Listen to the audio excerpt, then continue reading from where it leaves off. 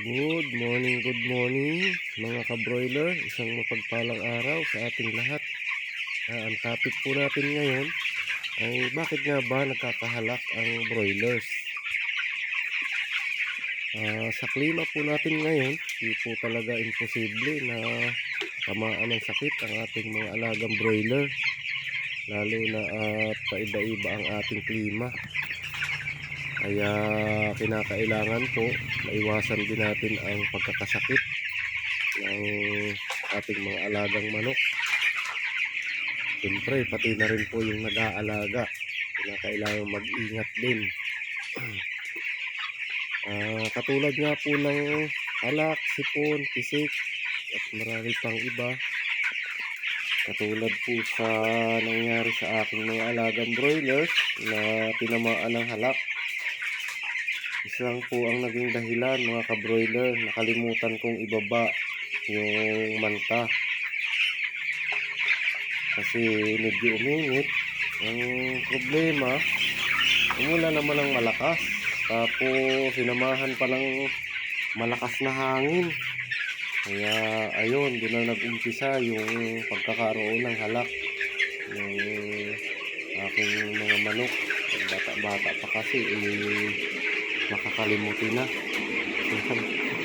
Balik po tayo sa topic. Katulad nga po nung sinabi ko kanina, iwasan din po natin na maampiyasan o malamigan ang ating mga alagang manok, lalo na po sa ganitong edad. Napakaselan po.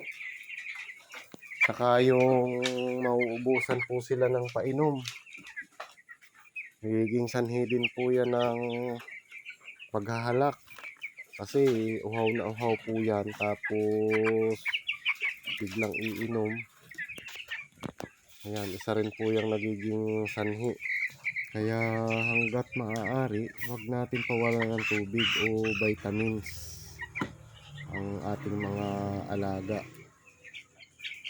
At kung mapapansin nyo po, sa edad niya na 13 days ay medyo bagsak po ang kanyang timbang.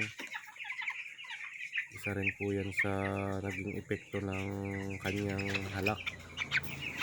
Ayan, kasi humihina po sila sa pagtuka, kaya nababawasan po yung timbang nila. Kaya napaka-importante po talaga na ingatan po ang ating mga alagang broiler sa mga ganitong panahon. Ayan, maraming salamat po. Mga po ay kapulutan ng aral ang aking maikling video. God bless po sa ating lahat.